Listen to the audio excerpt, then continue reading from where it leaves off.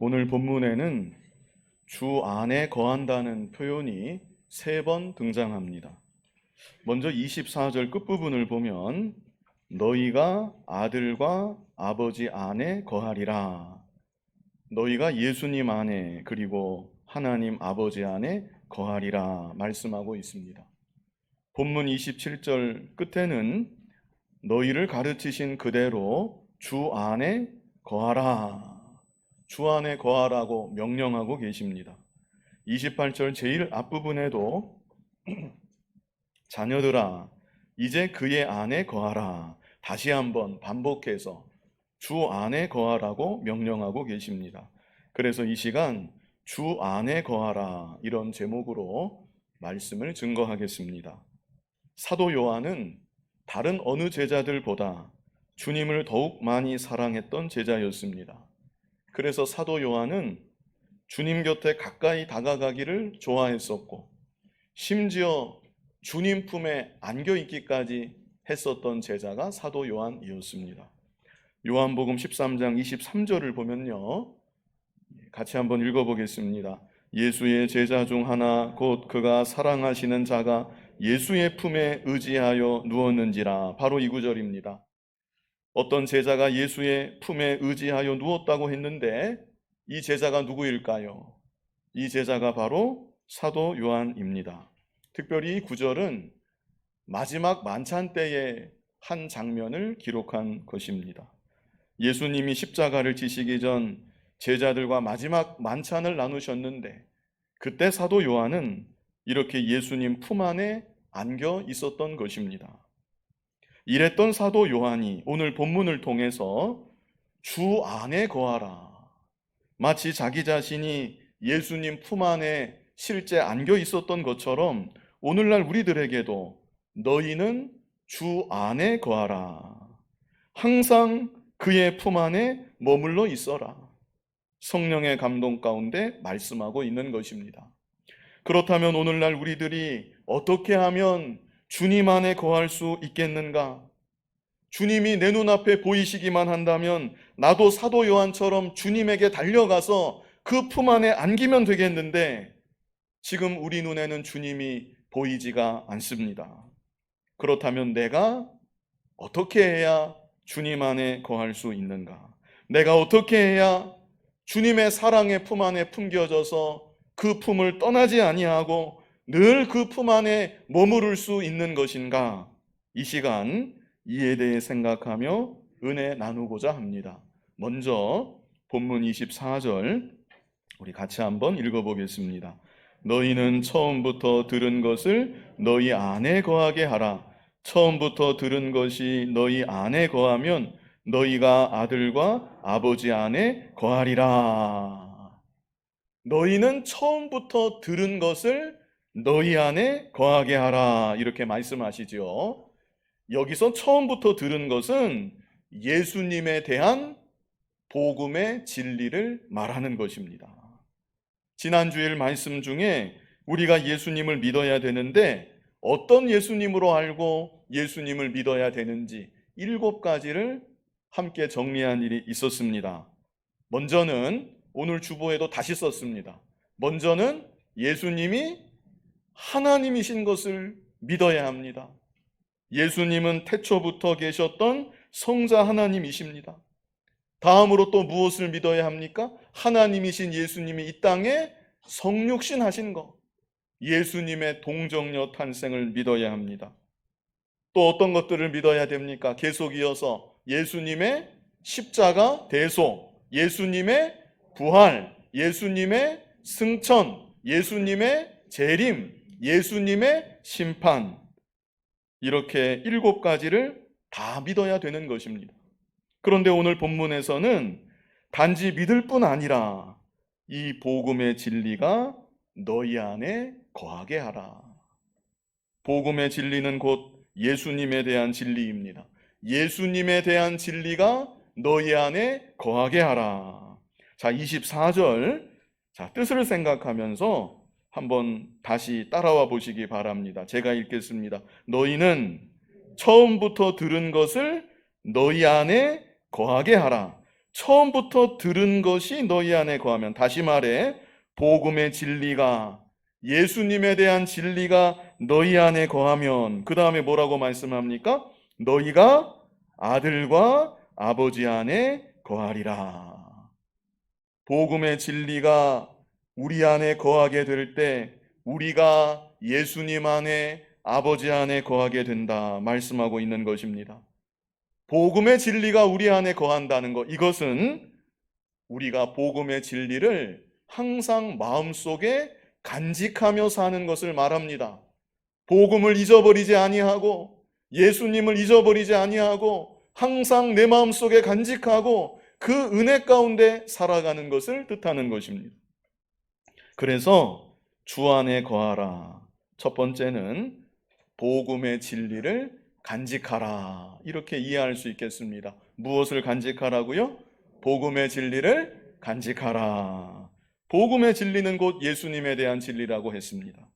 예수님에 대한 내용 7가지, 그 외에도 많이 있겠는데 그런 거를 한 번에 다 생각할 수는 없겠지만 최소한 예수님의 십자가 대속과 부활하심, 이것이 복음의 핵심인데, 예수님께서 나를 위해 십자가에 못 박혀 달려 죽으셨다는 사실, 사흘 만에 부활하사 이제도 살아계신 나의 주님이시라는 사실, 이 사실만은 늘 마음 가운데 간직하며 그 은혜 가운데 살아가야 되는 것입니다. 그것이 바로 주 안에 거하는 가장 기본적인 비결입니다. 몇 년 전 우리나라에서 상당한 관심과 호응을 일으켰던 인문학 강의가 하나 있었습니다. 매회마다 매진을 기록하면서 2만 명 이상의 청중들이 그 강의에 참여했다고 하고 열광적으로 호응했었다고 그렇게 전해집니다. 그런데 그 강의의 주제가 무엇이었는가? 그 강의의 주제는 내가 누구인가 였습니다. 내가 누구인가? 이것이 인문학의 가장 기본적이고 중요한 질문이라고 하는데, 그 강의에 나섰던 철학자 중 한 사람이 모든 인생들은 이 중요한 질문을 반드시 생각해야 합니다. 그리고 이 질문에 대한 답을 가지고 있어야 합니다. 그래야만 여러분이 이 세상을 어떻게 살아야 할지 분명하게 알 수가 있는 것입니다. 어떤 철학자가 이렇게 말했었는데, 그런데 우리는 그렇게 많은 사람들이 고민하고 사색했던 그 문제의 답을 복음에서 간단하게 찾을 수가 있습니다. 나는 누구입니까? 예수 그리스도의 십자가 보혈로 구속함을 받은 하나님의 자녀입니다. 그러므로 나는 어떻게 살아야 합니까? 하나님의 영광을 위해 살아야 되는 것입니다. 오직 그의 나라와 그의 의를 위해 일생토록 살아가야 되는 것입니다. 얼마나 명확한 답입니까? 그런데 문제는 때때로 우리들도 이 귀한 복음의 진리를 망각할 때가 있다는 것입니다. 바쁘게 돌아가는 일상의 삶 가운데 예수님을 잊어버리는 것입니다. 예수님을 잊어버리니까 나라는 존재에 대해서도, 나라는 존재가 어떤 존재인지 그 사실을 잊어버리는 것입니다. 그저 세상과 어우러져서 세상 물결에 휩쓸려서 함께 그렇게 살아갈 때가 있다는 것입니다. 그렇게 되면 그것은 예수님 안이 아니라 예수님 밖으로 떨어져 나가 갈 길을 잃어버리고 헤매며 방황하는 인생의 모습이라고 하겠습니다. 우리는 그런 모습으로 살지 말고 날마다 예수님을 생각해야 합니다. 예수님을 내 마음 가운데 간직하고 예수님을 통한 복음의 진리를 내 마음에 간직하고, 그래서 내가 누구인지 잊어버리지 아니하고 주님 품 안에 항상 거하는 복된 믿음의 삶 살아갈 수 있는 저와 여러분이 되어야 하겠습니다. 이어서 본문 25절 같이 한번 읽어보겠습니다. 그가 우리에게 약속하신 것은 이것이니 곧 영원한 생명이니라. 우리가 주 안에 거하는 삶을 살아갈 때 하나님께서 우리에게 약속하신 것이 있다는 것입니다. 무엇을 약속해 주셨습니까? 영원한 생명을 약속해 주셨습니다. 간단히 줄여서 말하면 무엇이죠? 두 글자로 영생입니다. 영생이 무엇입니까? 죽지 않고 영원히 사는 것, 그것이 영생입니다. 그런데요, 그것만이 아닙니다. 우리는 보통 영생을 생각할 때 양적인 개념으로만 생각을 하는데 그것이 전부가 아니라는 것입니다. 영생에는 양적인 개념만 있는 것이 아니라 질적인 개념도 있습니다.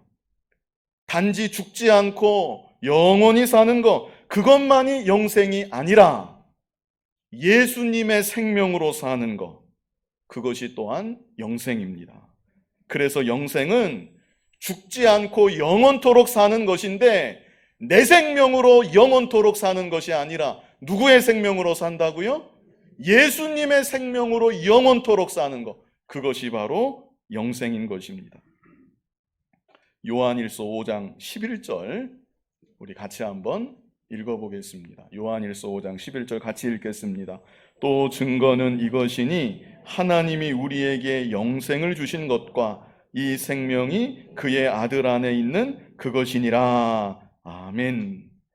하나님이 우리에게 무엇을 주셨습니까? 영생을 주셨다고 말씀하시죠. 장차 영생을 주신다는 것이 아니라 이미 영생을 우리에게 주셨다는 것입니다. 그런데 이 영생은 누구 안에 있는가? 누구 안에 있는 생명이라고 여기 말씀합니까? 이 생명이 누구 안에 있어요? 그의 아들 안에 있는 그것이니라. 그래서 우리가 예수님을 믿는 그 순간 우리는 예수님 안에 있는 생명을 받아 예수님의 생명으로 다시 태어나게 되는 것입니다. 이것은 이치적으로 잠깐 생각해 보면 너무나 당연한 것입니다. 우리가 처음 이 세상에 태어날 때, 우리는 사람의 생명을 받아서 사람으로 태어난 것입니다. 사람의 자녀로 태어난 것입니다. 육신의 아버지, 육신의 어머니로부터 사람의 생명을 내가 받아서 사람의 자녀로 태어났다.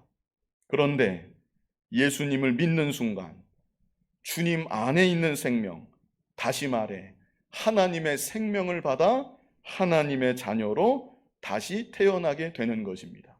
그것이 바로 중생입니다. 그런데 너무나 안타까운 것은 이렇게 하나님의 생명을 받았는데, 예수님 안에 있는 신비한 생명을 받았는데 여전히 우리들은 주님께 받은 그 생명이 아니라 육신의 생명에 종속되어 살아가는 경우가 많다는 것입니다. 육신의 소욕을 이기지 못하는 것입니다. 여전히 육신의 종으로 살아가고 있는 것입니다. 그러나 우리가 주 안에 거하는 삶을 살아갈 때 내게 주신 영생, 내 안에 있는 영생을 실제 누리며 살아갈 수 있게 된다는 것입니다. 그래서 하나님의 자녀는 죽은 뒤에 천국에 가서만 비로소 영생 복락을 누리는 것이 아니라 잠시 이 땅을 살아가는 동안에도 하나님의 자녀로, 천국 백성으로 영생을 누리면서 천국의 복을 맛보면서 죄를 이기고 마귀를 이기고 세상을 이기면서 가장 기쁘고 가장 복되게 살아갈 수 있게 되는 것입니다. 찬송가 436장, 오늘 말씀 끝나고 이 찬송을 우리 부를 것인데, 찬송가 436장이 나 이제 주님의 새 생명 얻은 몸입니다. 나 이제 주님의 새 생명 얻은 몸, 여기서 새 생명이 바로 주께 받은 영생입니다. 옛 것은 지나고 새 사람이로다. 그 생명 내 마음에 강같이 흐르고 그 사랑 내게서 해같이 빛난다. 그리고 후렴구에 가서 어떤 소절이 있는 줄 아십니까? 영생을 누리며 주 안에 살리라. 오늘도 내일도 주와 함께 살리라. 내 안에 영생이 있다는 것입니다. 그리고 내가 주님 안에 거하며 살아갈 때 내 안에 있는 영생을 실제 누리면서 살아갈 수 있게 된다는 것입니다.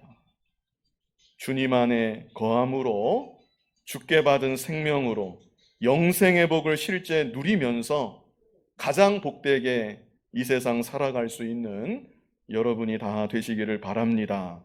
26절 말씀, 본문 26절 같이 한번 읽어보겠습니다. 너희를 미혹하는 자들에 관하여 내가 이것을 너희에게 썼노라. 지난주일 우리들은 적그리스도를 분별하라 이런 제목으로 19절로 23절을 보았습니다. 주님의 재림의 때가 점점 더 가까워지므로 많은 적그리스도들이 일어나서 우리를 미혹하고 있다고 했습니다. 그러므로 우리는 그들을 분별해서 참 진리의 길로만 걸어가야 한다. 지난 시간에 말씀을 드렸는데 그들을 잘 분별하는 것도 중요하지만 내 자신이 주님 안에 거하는 것이 또한 중요하다는 것입니다. 내가 주님 안에 거하면서 영생을 누리며 살아갈 때 어떤 미혹에도 흔들리지 않는 것입니다. 본문 27절 같이 한번 읽어보겠습니다. 너희는 주께 받은 바 기름 부음이 너희 안에 거하나니 아무도 너희를 가르칠 필요가 없고 오직 그의 기름 부음이 모든 것을 너희에게 가르치며 또 참되고 거짓이 없으니 너희를 가르치신 그대로 주 안에 거하라. 우리 지난 시간에도 이와 비슷한 구절을 같이 보았었는데요. 여기 기름 부음이 너희 안에 거한다는 것은 예수 믿는 우리들이 영생을 받았을 뿐 아니라 또한 성령을 받아서 성령이 우리 안에 내주하고 계시다는 것을 뜻하는 것입니다. 성령이 우리 안에 거하시기 때문에 여기 뭐라고 말씀합니까? 아무도 너희를 가르칠 필요가 없고 오직 그의 기름 부음이 모든 것을 너희에게 가르치며 우리 안에 모든 믿는 자들 안에 성령이 계시기 때문에 아무도 너희를 가르칠 필요가 없다 이렇게 말씀합니다. 내 안에 거하시는 성령께서 나를 가르쳐 주시고 진리가 깨달아지도록 내 안에서 역사해 주시고 감동해 주신다는 것입니다. 또 참되고 거짓이 없으니 자, 그 다음이 중요합니다.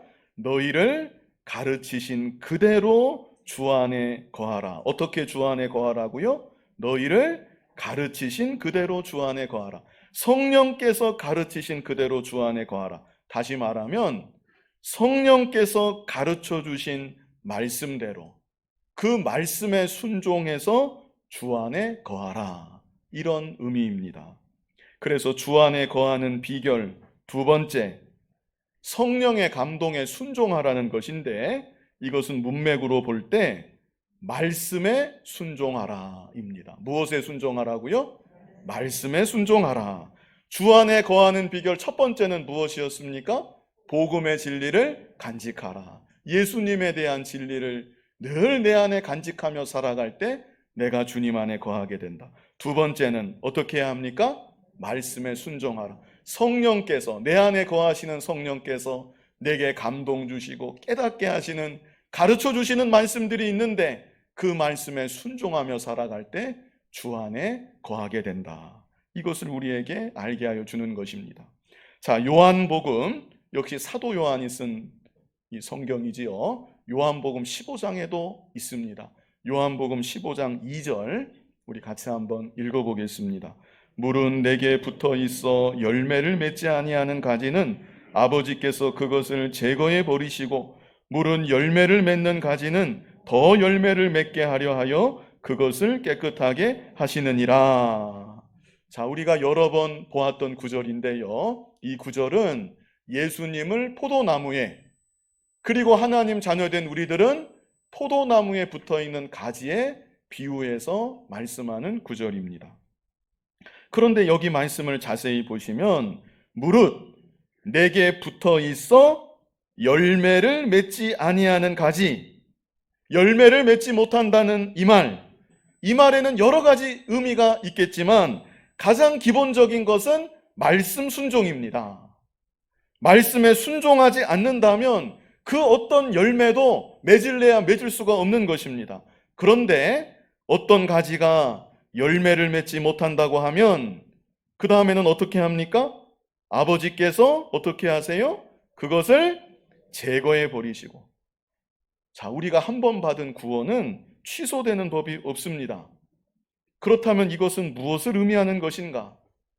예수님과의 교제가, 예수님과의 친밀한 교통이 단절된다는 것을 의미하는 것입니다. 오늘 본문의 표현으로 말하자면 예수님 안이 아니라 예수님 밖에 거하게 된다는 것을 말씀하는 것입니다. 그러므로 우리들이 예수님 안에 거하다가도 말씀을 거역하게 되면 그것은 스스로 예수님 밖으로 뛰쳐나가는 것과 같습니다. 예수님 품을 뿌리치고 자기 스스로 밖으로 나가버리는 것입니다. 예수님을 떠나는 것이고 예수님과의 교통이 끊어지고 마는 것입니다. 그러나 반대로 여기 15장 2절 후반절을 보면 무릇 열매를 맺는 가지는 어떻게 합니까? 더 열매를 맺게 하려 하여 그것을 깨끗하게 하시느니라. 가지가 열매를 잘 맺게 되면 그 가지는 계속해서 포도나무에 붙어 있을 뿐 아니라 더 열매를 맺게 하려고 그 가지를 더 깨끗하게 해준다. 이것은 우리가 주의 말씀에 순종할 때 항상 주님 안에 거하게 되는 것이고 또 깨끗하게 해준다고 했는데 더욱 거룩한 자가 되는 것이고 더욱 풍성한 열매를 맺어가게 된다는 것을 말씀하여 주시는 것입니다. 자, 더 분명한 구절이 요한복음 15장 9절로 10절에 있습니다. 제가 15장 2절은 설명해 드렸는데 이제 이 9절은 그냥 읽으시면 됩니다. 설명이 필요가 없습니다. 자, 요한복음 15장 9절부터 같이 한번 읽어보겠습니다. 아버지께서 나를 사랑하신 것 같이 나도 너희를 사랑하였으니 나의 사랑 안에 거하라. 자, 여기서는 내 안에 거하라 하지 않고 어디 안에 거하라 그러십니까? 나의 사랑 안에 거하라. 예수님 품 안이니까 예수님 사랑 아닙니다. 이렇게 표현하고 있지요. 자, 이어지는 10절 같이 한번 읽어보겠습니다. 내가 아버지의 계명을 지켜 그의 사랑 안에 거하는 것 같이 너희도 내 계명을 지키면 내 사랑 안에 거하리라. 아멘. 더 이상 설명이 필요 없습니다. 너희도 내 계명을 지키면 내 사랑 안에 거하리라. 우리가 주님의 말씀에 순종할 때 주님 안에 거하게 된다는 것입니다. 요한일서에도 있습니다. 요한일서 2장 6절 우리 같이 한번 읽어보겠습니다. 그의 안에 산다고 하는 자는 그가 행하시는 대로 자기도 행할지니라.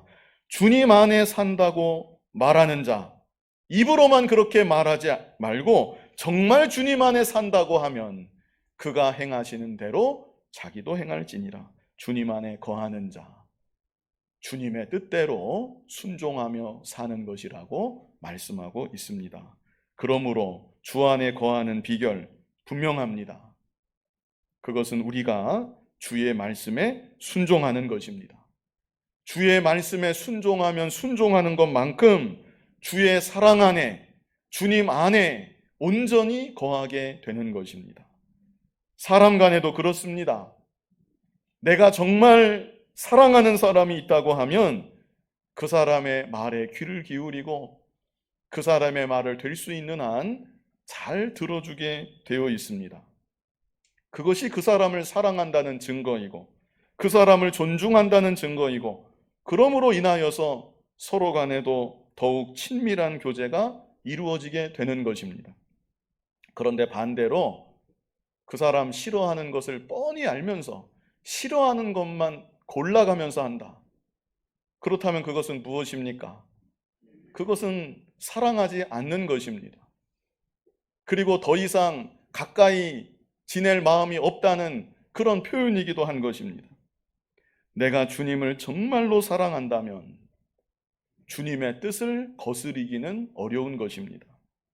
주께서 싫어하시는 일, 주께서 미워하시는 일 뻔히 알면서 주님 보고 계신 그 앞에서 주님이 나를 지금도 보고 계신데 주님이 싫어하시고 미워하시는 그 일을 내가 감히 행할 수는 없는 것입니다. 게다가 주님은 나를 얼마나 사랑하시는 주님이신데 나를 위해서 십자가에 못 박혀 피 흘려 죽기까지 하신 주님이신데 주님의 뜻이라면 무엇이나 순종하게 되는 것이고, 그럴 때 내가 주님 안에, 주님이 내 안에, 주님과 나 사이에 더욱 친밀한 사랑의 교제가 이루어지게 되는 것입니다. 주의 말씀을 거역하지 말고 순종하기를 더욱 힘쓰므로 주님 안에 온전히 거하는 여러분이 다 되시기를 바랍니다. 마지막 세 번째, 주님 안에 거하는 비결. 오늘 본문에는 없는데요. 오늘 본문에는 없지만 주님 안에 거하는 비결 세 번째는 주님만 의지하라입니다. 누구만 의지하라고요? 주님만 의지하라. 우리는 방금 전까지 포도나무와 가지의 비유를 통해서 예수님과 우리의 관계를 설명하는 구절들을 보았습니다. 가지는 스스로 할 수 있는 일이 아무것도 없습니다. 가지가 만약 포도나무에서 끊어진다면 그 가지는 자기 스스로 어떤 열매도 맺을래야 맺을 수가 없는 것입니다. 그러나 가지가 포도나무에 붙어 있기만 하면 그 가지는 포도나무로부터 모든 좋은 양분을 공급받아서 포도 열매를 주렁주렁 맺히게 되는 것입니다. 자, 이것을 가리켜서 절대적 의존성이라고 말합니다. 참 중요한 말인데요. 한번 따라해 보실까요? 절대적 의존성. 다시 한번 따라해 보시겠습니다. 절대적 의존성. 우리 기독교 신앙은 자기의 힘과 의지로 내가 지금보다 좀 더 나은 경지에 도달하고 무언가를 스스로 이루어내는 것이 결코 아닙니다. 그것은 기독교 신앙이 아닙니다. 그것은 모든 이방 종교의 공통적인 모습입니다. 기독교 신앙의 본질은 무엇입니까? 절대적 의존성입니다. 절대적 의존성. 나는 아무것도 아닙니다. 나는 아무것도 할 수 없습니다. 하나님 앞에서 나의 무능을 고백하고 나의 무지를 고백하고 나는 아무것도 아닌 존재라는 것을 고백하는 것입니다. 그럴 때 우리는 주님 안에 온전히 거하게 되는 것이고 주께서 주시는 힘과 능력으로 많은 열매들을 풍성히 맺히며 살아갈 수 있게 되는 것입니다. 그러나 반대로 내가 할 수 있다, 내 지혜로, 내 능력으로 얼마든지 해나갈 수 있을 것 같다, 이것은 가지가 포도나무에서 떨어지는 것과 같습니다. 아무짝에도 쓸모가 없습니다. 불쏘시개 밖에는 쓸데가 없는 것입니다.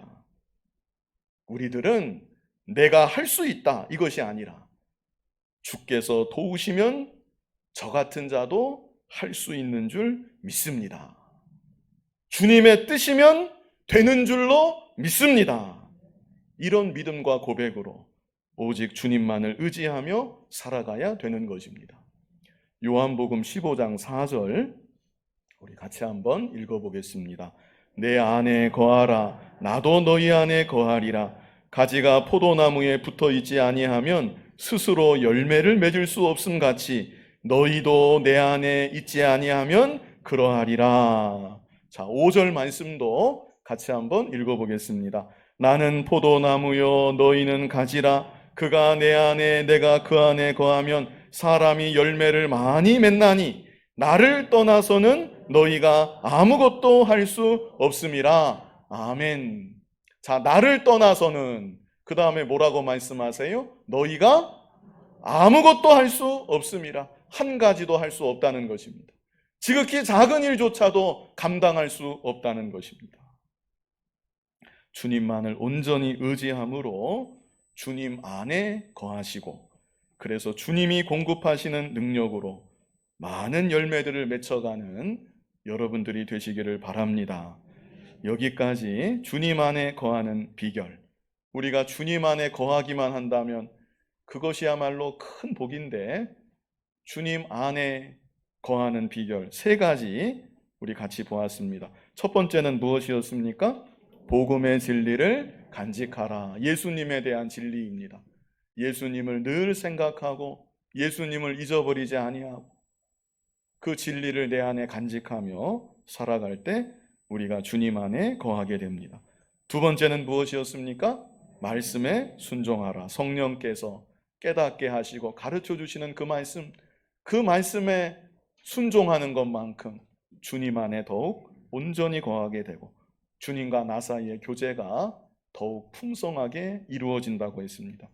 마지막 세 번째는 이 두 가지를 다 보충하는 그런 내용이라고 하겠는데요. 마지막 세 번째는 무엇입니까? 주님만 의지하라. 절대적 의존성입니다. 나는 아무것도 아닌 줄 알고 타다 남은 막대기와 같은 존재인 줄 알고 날마다 하나님 앞에 엎드리고 나의 부족을 고백하고 이렇게 주님만 온전히 의지하며 나아갈 때 내가 주님 안에 온전히 품겨져서 거할 수 있게 된다. 자, 마지막 본문 28절로 29절 같이 한번 읽어보겠습니다. 자녀들아 이제 그의 안에 거하라. 이는 주께서 나타내신 바 되면 그가 강림하실 때에 우리로 담대함을 얻어 그 앞에서 부끄럽지 않게 하려 함이라. 너희가 그가 의로우신 줄을 알면 의를 행하는 자마다 그에게서 난 줄을 알리라. 자, 이것은 주님 안에 거하는 삶을 설명한 이후에 주님 안에 거하는 삶 우리가 살아갈 때 그 결과에 대해서 간단히 말씀하고 끝맺음하고 있는 것입니다. 우리는 이미 본문 25절과 26절에서 주님 안에 거하는 삶을 살아갈 때 어떤 열매를 거두게 되는지 보았습니다. 먼저 25절에서는 우리가 주님 안에 거하게 될 때 약속해 주신 것이 있는데 무엇을 약속해 주셨습니까? 영원한 생명을 약속해 주셨습니다. 죽어서 천국에 가서만 영생을 누리는 것이 아니라 우리가 주님 안에 거하며 살아갈 때 이 세상을 잠시 살아가는 동안에도 영생을 누리면서 가장 복되게 살아갈 수 있다는 것입니다. 그리고 26절에는 미혹하는 자들이 있을지라도 미혹에 빠지지 않는다. 이것을 우리에게 말씀해 주셨던 것이고 마지막은 28절에 후반절에 있습니다. 그가 강림하실 때 우리로 담대함을 얻어 그 앞에서 부끄럽지 않게 하려 함이라. 장차 주님 재림하실 때 내가 주님 안에 거하는 삶을 이 땅을 살아가는 동안 살아갔다고 하면 주님 앞에 서게 됐을 때 부끄럽지 않은 모습으로 나타나게 된다. 이것을 말씀하여 주십니다. 이 시간 주 안에 거하라 이런 제목으로 말씀을 증거했습니다. 주 안에 거하는 비결 세 가지 우리 다시 한번 해보실까요? 첫 번째는 무엇이었습니까? 복음의 진리를 간직하라. 두 번째는 말씀에 순종하라. 세 번째는 주님만 의지하라. 그래서 실제 주님 안에 온전히 거하시고 영생을 누리면서 살고 어떤 미혹에도 흔들리지 아니하고 주께서 강림하실 때 칭찬과 상급과 영광을 얻기에 부족함이 없는 여러분이 다 되시기를 간절히 바랍니다. 거룩하신 아버지 하나님, 주님 안에 거하라고 명하셨는데 실제 주님 안에 거하면서 영생을 누리고 어떤 미혹에도 흔들리지 아니하고 장차 주님 앞에 서게 됐을 때 부끄럽지 않은 모습으로 나타나는 우리들 모두가 되게 하여 주시옵소서. 예수님 이름으로 기도하옵나이다. 아멘.